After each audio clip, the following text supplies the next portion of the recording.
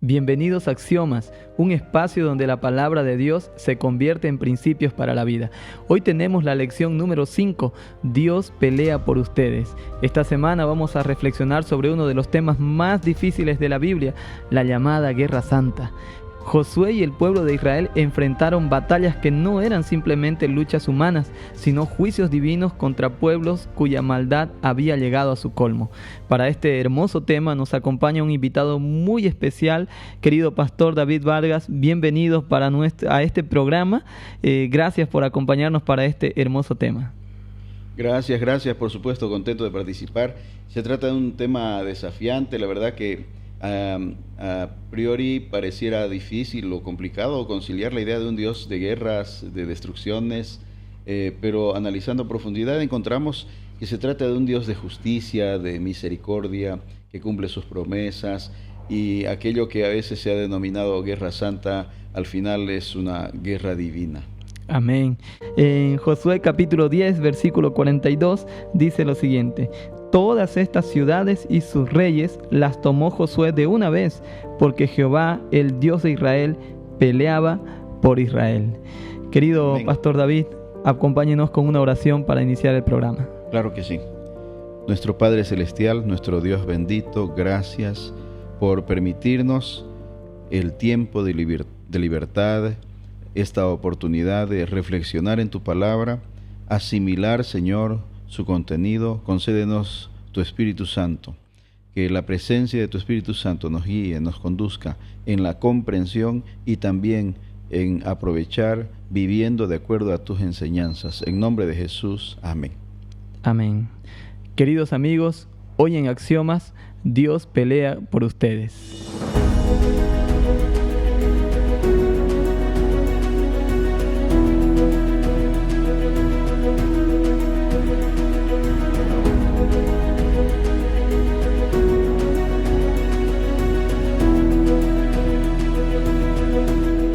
Estamos de retorno para poder continuar con este lindo tema.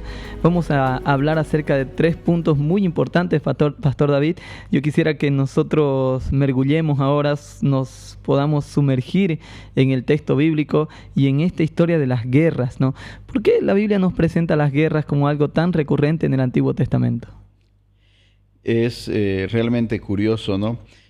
Notar a un Dios guerrero o que parece que propicia o impulsa las guerras, cuando en realidad hay propósitos siempre de gracia, de misericordia, de salvación. Notemos en Génesis 15, 16, por ejemplo, una primera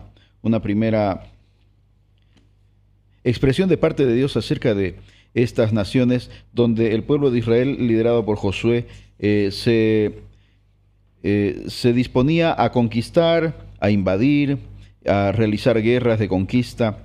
Dios ya había dicho a Abraham en Génesis 15, 16, en la 4ª generación volverán acá, porque aún no ha llegado a su colmo la maldad del amorreo hasta aquí.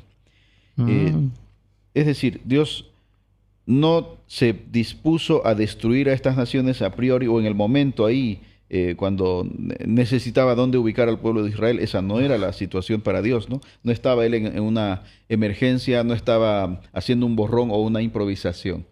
Él tenía en realidad mucho tiempo ya prodigando misericordia, gracia, paciencia a toda esta gente para que tuviesen oportunidad de salvación, oportunidad de arrepentimiento, disponerse como pueblo de Dios. El Señor no necesita quitar a nadie algo para bendecir a sus hijos, ¿no? Así que esa es una situación muy importante para nuestro análisis. Y ya cuando llega el tiempo de la conquista para Israel, el Señor lo que estaba aplicando a esas naciones, a esos pueblos, no es una destrucción por necesidad, sino aplicando juicio moral, ¿no? Era la aplicación de un juicio moral después del debido tiempo de oportunidad, tiempo de gracia, ¿no? En el que ellos tuvieron acceso y oportunidad para un arrepentimiento o modificar su fe, ¿verdad? Redireccionar de la idolatría hacia la adoración al Dios verdadero. Algo que, perdón pastor que le corte, algo que me llama la atención en esto que usted está comentando es el hecho de que cuando cuando Dios lleva al pueblo de Israel, ya había llegado al colmo. O sea, en otras palabras, la iniquidad de los pueblos cananeos era tanta, ¿no? Incluso ellos consideraban, por lo que más o menos hay información arqueológica, la evidencia muestra que ellos llegaban a matar niños, sacrificar niños. Habían, por ejemplo, ellos tenían dentro de su visión de Dios, tenían una, ¿cómo le puedo decir? La concepción de que los dioses, los fenómenos naturales, la lluvia, etcétera, se daban cuando los dioses estaban manteniendo intimidad, relaciones, digamos, ¿no? Y entonces, para poder incitarlos a ellos a hacer, ellos tenían que hacerlo. Y entonces habían sacerdotes, sacerdotisas que hacían prostitución, orgías y todo aquello. Era una cosa aberrante. Incluso sacrificaban a sus hijos, etcétera. Entonces, claramente el texto que usted escribió, leyó, me dio a pensar o me confirma esto, ¿no? Dios no actuó por improvisación, ¿no? Dios actuó dentro de un plan, ¿verdad? Más que todo dentro de un acto de justicia, ¿no? Y esto también, queridos amigos, nosotros tenemos que conocer. Dios no obra de manera arbitraria, ¿no? Dios lo que hace es traer juicio en su momento, pero antes de traer el juicio, Dios da oportunidades. Y en tu vida, amigo, Dios también está trayendo oportunidades, te llama de una u otra manera. Este mismo programa puede ser una oportunidad de que usted pueda aferrarse a la gracia y misericordia de Dios antes de que lleguen los juicios divinos, ¿no? Así es, realmente estas naciones tuvieron su tiempo, excedieron en la pecaminosidad y en la inmoralidad, la idolatría, la perversidad, y finalmente llegó el límite. Todo tiene un límite. Los pecados tienen consecuencias, nuestros pecados afectan también a nuestros semejantes. Hay una afectación también colectiva, es importante que notemos aquello. Nuestras decisiones no nos afectan solo a nosotros. Claro. Nuestras decisiones tienen consecuencias para nosotros y también para nuestros semejantes. Así que había llegado al límite, el Señor tomó una decisión y ese juicio moral simplemente ahora también coincidía con un tiempo en que el pueblo de Israel recibiría un territorio como heredad, como la herencia prometida. Wow, qué interesante ver cómo Dios mantiene ese equilibrio, o sea, dentro de, ¿cómo les puedo decir? Su misericordia, ¿no? Y su justicia, ¿no? En equilibrio. En equilibrio, es bastante interesante porque a la no vez se contraponen, no hay contradicciones. La omnisciencia de Dios y su omnipotencia no se contradicen. Su amor y su justicia no se contradicen. Querido pastor, la paciencia de Dios es magnánima, es grande, pero no es infinita, ¿verdad? No es infinita. Por nuestro bien. Gracias a Dios que no sea infinita, porque también en ese caso las consecuencias o los resultados de nuestros pecados podrían ser infinitos, ¿no? Y gracias a Dios que tiene un límite, porque todos necesitamos, y Él también lo ha decidido, que el pecado y sus consecuencias tengan un final. Wow, cuando la maldad madura, entonces la justicia divina actúa, ¿no? Y esto nos lleva al otro punto, ¿no? Que tiene que ver con la teología detrás de la Guerra Santa. ¿Por qué hay tantas guerras? El concepto mismo de ver que Dios parece ser el que incentiva la guerra es algo que nos hace cuestionar en algún momento de nuestra experiencia cristiana y seguramente también a nuestros amigos ahí en casa. Pastor, ¿cómo podemos entender este concepto de la famosa Guerra Santa, entre comillas? En Deuteronomio encontramos, y está citado aquí por nuestra lección, por supuesto, capítulo 9, los versículos 4 y 5, una expresión de parte del Señor para orientar al pueblo en este punto vital. Dice la palabra de Dios: cuando el Señor tu Dios los haya echado ante ti, no digas, porque soy justo me trajo el Señor a poseer esta tierra, porque por la impiedad de estas naciones el Señor las echa de tu presencia, no porque eres justo, ni por la rectitud de tu corazón entras a poseer la tierra de ellos. Por la impiedad de estas naciones el Señor tu Dios las echa de delante de ti, para cumplir las palabras que juró a tus padres Abraham, Isaac y Jacob. creo que queda claro, ¿verdad?, la manera en que el Señor orienta a Israel para asumir un concepto de esta guerra. Está el Señor ayudándoles a darse cuenta que la batalla no es de ellos, el mérito tampoco, los resultados, las consecuencias son un cumplimiento de la promesa divina, la operación misma es de Dios, así que Israel pudo acceder a un conocimiento mayor, a una comprensión mejor, pudo asumir una vida realmente feliz, sentirse protegidos, sentirse rodeados, respaldados por nuestro Dios, al extremo que Dios mismo hizo la batalla a favor de ellos y en lugar de ellos, ¿no? El pueblo estaba prácticamente en una actuación porque la batalla la hizo realmente el Señor. Bien, excelente, pastor, es verdad. Vemos entonces que la guerra, la famosa guerra santa, los juicios colocados de parte de Dios, no es que Dios quiera ganar territorios, Dios quiere ganar corazones, ¿no? Es importante eso, el pueblo de Israel, cuando ve la mano de Dios guiándolos, ayudándolos a entrar en la tierra prometida, cuando Dios quiere que su pueblo conquiste, se acomode, repartirles la tierra, más que conquistar sería recupere, porque estas tierras nosotros sabemos que ya habían sido adquiridas antes por los patriarcas. Entonces, lo que Dios busca a través de toda esta dirección, que a veces nosotros lo vemos como algo tal vez un poco raro o que no conseguimos comprender bien, lo que Dios quiere es encontrar un lugar en el corazón del pueblo, ¿no?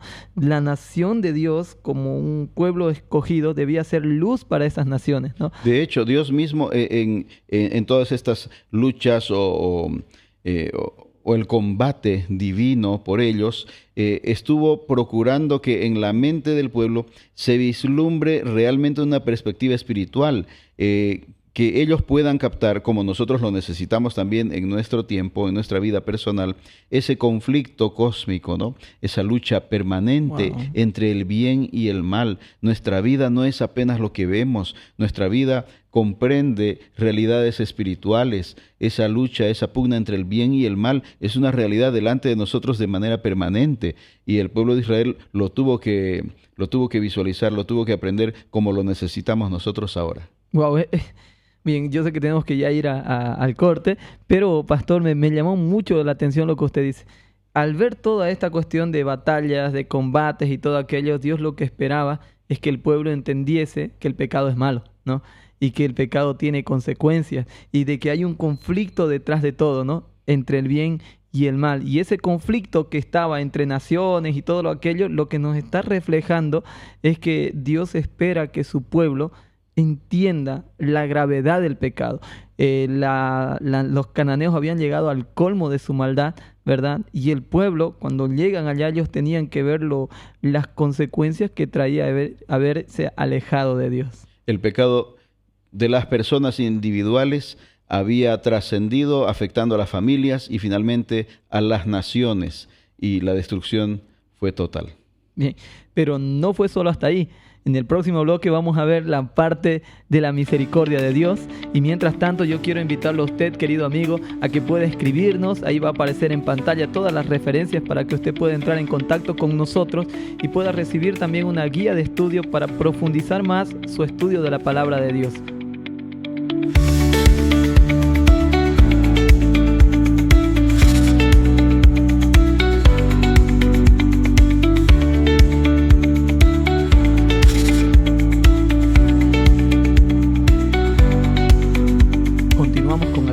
Para poder ver ya la última parte de este estudio. Hemos dicho que estamos viendo 3 partes principales.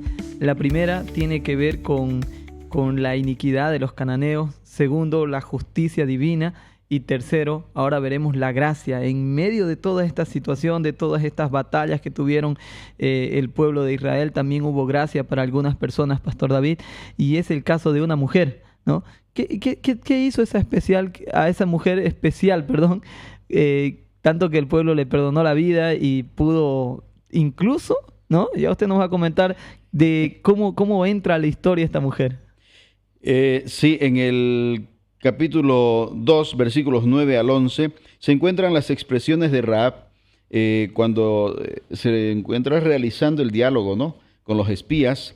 Ella, sorprendida, y con toda certeza también feliz de ese encuentro. Se nota que ella estaba preparada para este encuentro y se expresa de esta manera: sé que el Señor les ha dado esta tierra, porque el temor ha caído sobre nosotros y todos los habitantes de esta región están desmayados por el temor a vosotros, porque hemos oído que el Señor secó el agua del Mar Rojo ante vosotros, cuando salisteis de Egipto, y lo que habéis hecho a los dos reyes amorreos que estaban del otro lado del Jordán, a Sehón y a Gog, que habéis destruido. Al oír esto, ha desfallecido nuestro corazón, no ha quedado aliento en ninguno por causa de vosotros, porque el Señor vuestro Dios es Dios arriba en el cielo y abajo en la tierra. Esta era una declaración de fe, ¿no? Esto constituye realmente un voto espiritual, y Rahab de esta manera estaba declarando una profesión de fe, se estaba prácticamente uniendo al pueblo de Dios. Y uno podría decir, pero si acabamos de decir que la gracia tiene su límite, la paciencia de Dios tiene un límite, el pecado no puede durar para siempre. Estas naciones ya estaban sentenciadas, condenadas a muerte, y prácticamente en medio de la batalla ya, el Señor concede aún la oportunidad de salvación, no solo de una persona, ¿no? Sino de una familia. Aquí notamos nosotros que la gracia divina, la paciencia de Dios, el carácter de Dios está proclive siempre a la salvación. Dios tiene siempre tendencia a salvar. Su propósito es la salvación del ser humano. Y en medio de la aplicación ya del juicio, todavía estuvo dispuesto a que esta mujer y su familia alcancen la salvación, al extremo incluso de una sorpresa posterior, ¿no? En el futuro nos encontramos con que llegó a formar parte del linaje del propio Jesucristo, el Mesías, el Salvador. Wow, pastor, eso me llama mucho la atención. ¿Por qué?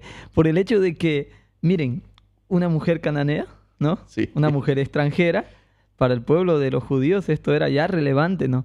Pero además de ello, ¿no? Una mujer que se hace parte del pueblo y llega a ser del linaje del Mesías, ¿no? Y esto me muestra algo: la restauración de Dios es completa, ¿no? Dios nos toma, no solamente nos perdona, sino nos da también un propósito. Y querido amigo, usted cuando tuvo su encuentro o cuando tenga su encuentro, no sé específicamente quién nos está viendo hoy, pero cuando tenga su encuentro con Dios se va a dar cuenta que Dios no solamente va a venir a sanar sus heridas, sanar su corazón, sino que también Él le va a devolver a su vida un sentido y va a poner en usted un propósito, una misión. Y seguramente usted también podrá ser esa persona que entiende que su vida no es en vano. No sé dónde el Señor lo encontró, pero así como hubo gracia para Rahab, también hay gracia para cada uno de nosotros. Excelente. Bien, bueno, vamos a lo último, las conclusiones. Bien, básicamente tenemos 3 puntos, como ya lo habíamos dicho. La iniquidad de los cananeos había llegado a lo máximo, el paganismo, los desafíos contra Dios había sido demasiado. Segundo, la guerra santa en realidad eran juicios colocados de parte de Dios a estas naciones paganas que se empecinaron en rechazarlo. Y tercero, en medio del juicio también hay gracia, ¿verdad? Pastor, algunas conclusiones, algunas palabras finales. La verdad, como ilustración, tal vez una experiencia bíblica también, por supuesto, el caso de David y Goliat, ¿no? Cuando David expresa unas ideas, sus sentimientos también, antes de enfrentar al gigante, dice: esta nación, esta congregación sabrá que hay un Dios en Israel, que Dios peleará por su pueblo. Él deja claro que la batalla es de Dios, tal como estamos estudiando la lección de esta semana, ¿no? Realmente Dios pelea por los seres humanos. El Señor quiere hacer la batalla. Necesitamos nosotros estar conscientes de esto. Nosotros no llevamos adelante la batalla espiritual, la batalla contra el pecado, la batalla por la victoria espiritual, por la victoria en nuestro carácter, la transformación de nuestra vida. Esa batalla entre el bien y el mal la libra Cristo, ya la ganó. Nosotros necesitamos confiar en Él. La esperanza es clave. La esperanza se escribe con E de eternidad. Es una visión de la eternidad. Vivamos confiados en nuestro Salvador, el Señor Jesús. Amén. Y sobre lo que usted mencionaba de David y Goliat, por ejemplo, miren, donde el pueblo de Israel, donde el ejército veía un gigante, David veía una oportunidad. Esto es magnífico, porque todos los demás decían, este gigante es muy alto para poder derrumbarlo. Invencible. David decía, este es muy alto como para que yo pueda fallar, ¿no? Este es muy grande como para poder fallar, ¿no? Hay algo que me llama mucho la atención. La óptica divina, ¿no? Exactamente, lo que Dios pone, la visión que Dios puso en David, ¿no? Salió siendo un muchacho de los mandados y volvió siendo el rey con la cabeza del gigante. Es fantástico, pero es porque algo que usted dijo es muy importante. Él sabía que Dios peleaba por su pueblo. Amén. Algo que también me llama la atención, pastor, y seguramente usted lo ha pensado en algún momento, David fue hacia la batalla llevando piedras para el gigante y pan para sus hermanos. Hoy en día, muchas de nuestras batallas no podemos vencerlas porque alimentamos al gigante, ¿verdad? Y apedreamos a nuestros hermanos, ¿no? Es irónico, ¿verdad? Hay ironías que nosotros vivimos y muchas veces con buena intención, pero equivocados. Es verdad. Bien, querido pastor, vamos llegando al final. Yo quiero dirigirme a nuestra audiencia, si usted me lo permite. Claro. Querido amigo, Dios prometió pelear por usted. ¿Usted se va a atrever a dejar que Dios pelee, que Dios luche por usted y va a poner su confianza completamente en Él? Deje que Dios luche sus batallas. Queridos amigos, esto fue Axiomas. Nos vemos la próxima semana.